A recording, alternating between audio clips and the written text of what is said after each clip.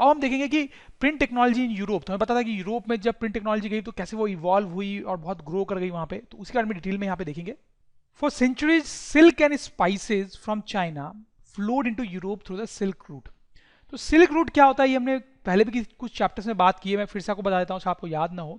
तो आप देखो ये चाइना है बेसिकली यहाँ पे, और यहाँ पे ये यूरोप है, और ये जो येलो आपको लाइन दिख रही है और फिर ये जो ब्लू लाइन दिख रही है पानी में, इसको सिल्क रूट बोलते हैं। तो बेसिकली ये पानी के रास्ते जो शिप्स हैं वो यूरोप और चाइना के बीच में जाया करती थी, और लैंड के रास्ते भी लोग आया जाया करते थे। This is land route actually. और इन रूट्स के थ्रू बिजनेस होता था, ट्रेड होता था चाइना और यूरोप के बीच में। खासकर जो ट्रेड था वो था सिल्क का और स्पाइसेस का। सिल्क और स्पाइसेस चाइना एक्सपोर्ट किया करता था, और इस रूट को सिल्क रूट बोलते थे, राइट। तो यूरोप तक जो ये टेक्निक पहुंची प्रिंटिंग की चाइना से, उसमें सिल्क रूट का बहुत इंपॉर्टेंट रोल था। तो उससे पहले तो आप ये समझे कि in the 11th century Chinese paper reached Europe via the same route. अच्छा देखो, ये प्रिंट टेक्नोलॉजी के पहले मैंने आपको बताया कि मैन्युस्क्रिप्ट होते थे जो हाथ से पेपर पे लिखा जाता था।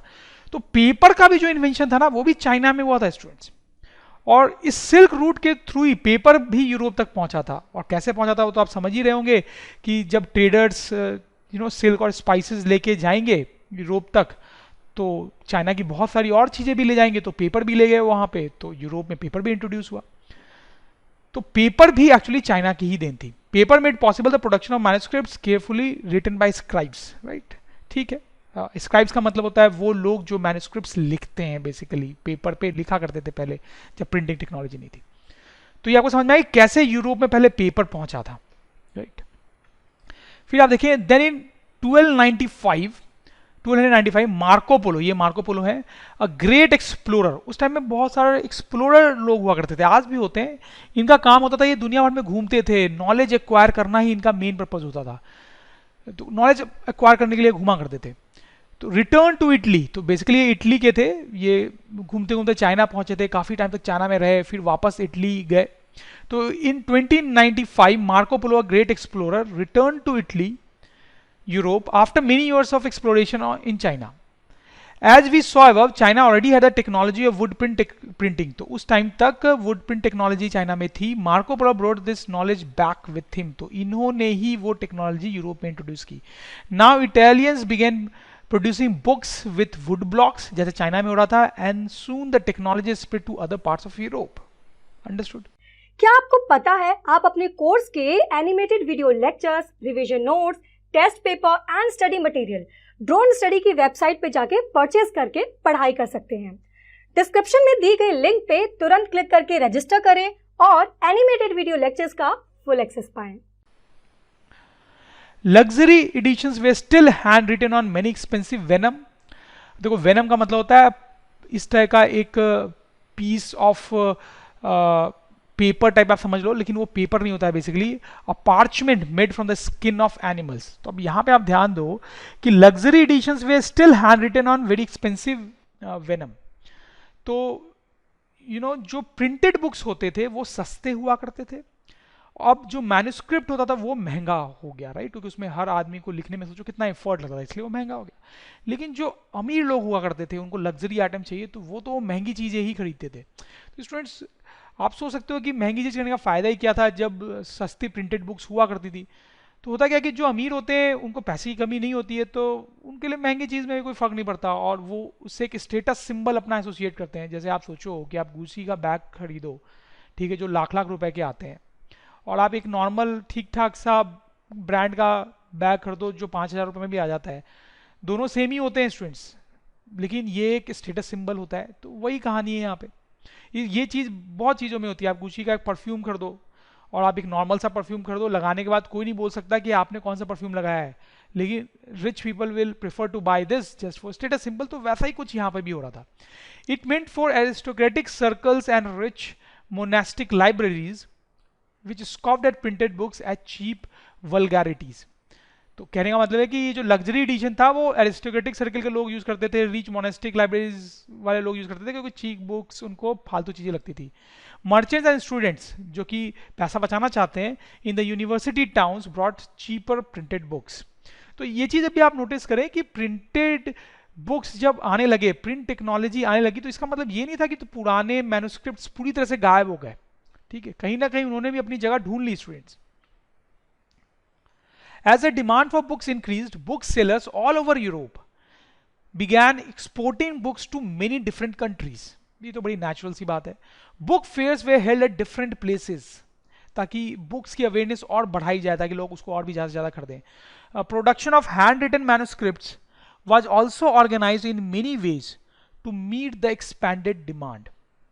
तो ऐसा नहीं है, हैंड रिटन मैन्युस्क्रिप्ट्स का भी एक मार्केट तो था ही, तो उसको भी और इफेक्टिवली ऑर्गेनाइज किया गया ताकि उसकी सेल भी जितनी हो सके वो बढ़े।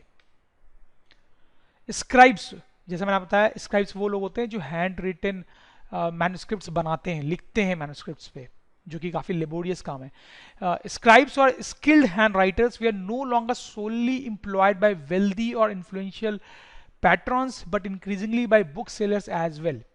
तो पहले तो मैन्युस्क्रिप्ट्स लिखने वाले लोग को सिर्फ रिच लोग एम्प्लॉय किया करते थे, लेकिन अब प्रिंटेड बुक्स और मैन्युस्क्रिप्ट दोनों की ही सेल बढ़ गई थी, तो मैन्युस्क्रिप्ट्स की भी सेल क्योंकि बढ़ी, तो बुक सेलर्स भी अब ज़्यादा मैन्युस्क्रिप्ट्स लिखवाने के लिए ज़्यादा स्क्राइब्स को हायर करने लगे, राइट। तो पॉइंट नोट करने वाली बात है कि मैन्युस्क्रिप्ट्स की सेल भी बढ़ गई थी।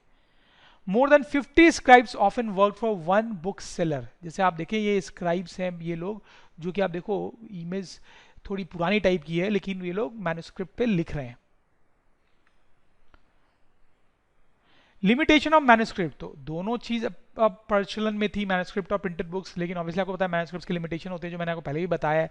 The production of hand script manuscript could not satisfy the ever increasing demand for books, obviously क्योंकि उनको उतना जल्दी प्रोड्यूस किया ही नहीं जा सकता था। Copying was an expensive, laborious and time consuming business. Manuscripts are fragile, awkward to handle and could not be carried around or read easily, जबकि जो प्रिंटेड बुक्स होती थी बड़ी हल्की होती थी, इजिली आप कैरी कर सकते थे। Their circulation therefore remained limited. With the growing demand for books, woodwork printing gradually became more and more popular.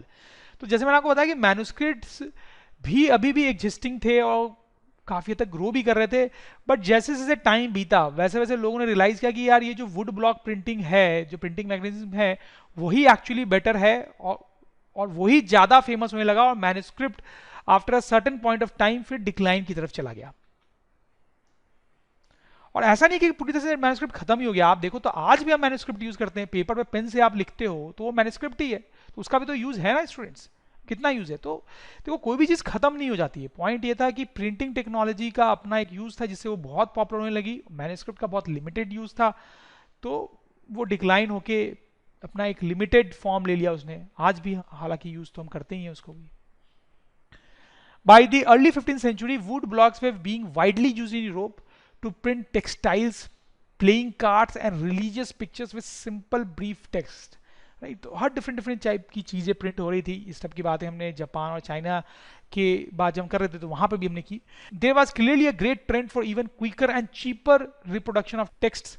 This could only be with the invention of a new print technology. लेकिन अब यहाँ पे बोला जा रहा है कि देखो ये जो वुड ब्लॉक टेक्नोलॉजी है ये मैन्युस्क्रिप्ट से तो फास्ट थी, लेकिन बुक्स की डिमांड इतनी बढ़ने लगी कि ये भी धीरे धीरे स्लो प्रूव होने लगी। तो ऐसी टेक्नोलॉजी की नीड डेवलप होने लगी कि इससे भी फास्ट प्रिंट करना पॉसिबल हो जाए।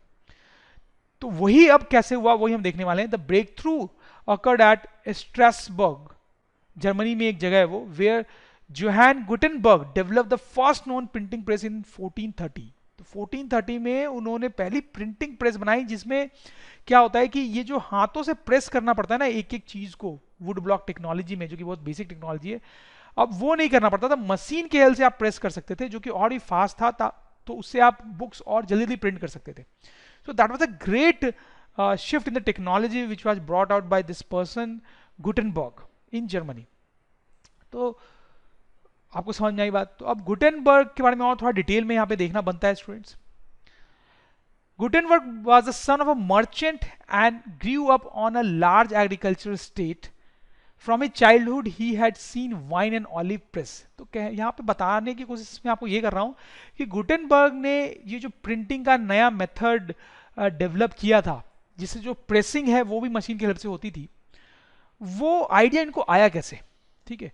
तो बेसिकली ये पहले आप देखें from A childhood he had seen wine and olive press. तो आप देखो ये ऑलिव प्रेस, वाइन प्रेस है। इसमें क्या होता है स्टूडेंट्स की चीज़ों को दबाया जाता है। यहाँ पे वाइन बनाने के लिए क्या करते हैं आप, ग्रेप्स को, एप्पल्स को, उनको क्रश करते हैं, बहुत हाई प्रेशर में दबाते हैं, ठीक है। हालांकि और भी काफ़ी सारी चीज़ें करते हैं, but this is one part of the process. Olive press में भी ऑलिव वाइन निकालने के लिए ऑलिव को दबाते हैं। तो देखो प्रेस करने का जो फंडा है, यानी कि गुटेनबर्ग को पहले से ही पता था, क्योंकि वो वाइन प्रेस और ऑलिव प्रेस में पहले से ही काम करते थे अपने चाइल्डहुड से ही।